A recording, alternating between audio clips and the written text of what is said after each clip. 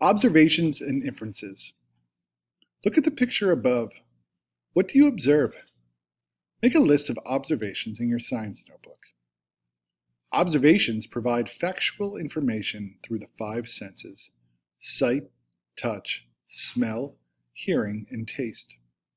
Observations can be qualitative, meaning describing a quality, using adjectives such as small or shiny, or quantitative, describing a quantity, using numbers such as 3 centimeters or 20 seeds.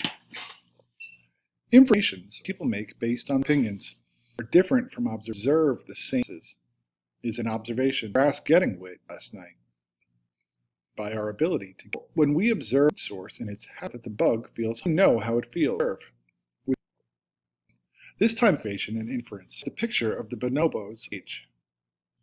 Make a T-chart observations of these columns. There are two of the same kind of number 2. These number 3 the other.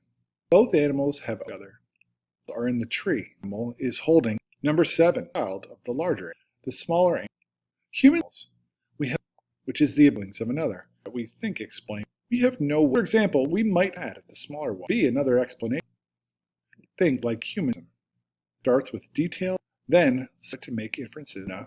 They tests when we clear that they are not. Look in your notebook at the milkweed book. Were any inferences? Then mark them with an I. With observations. Time you make an observation, actually making yourself to stick.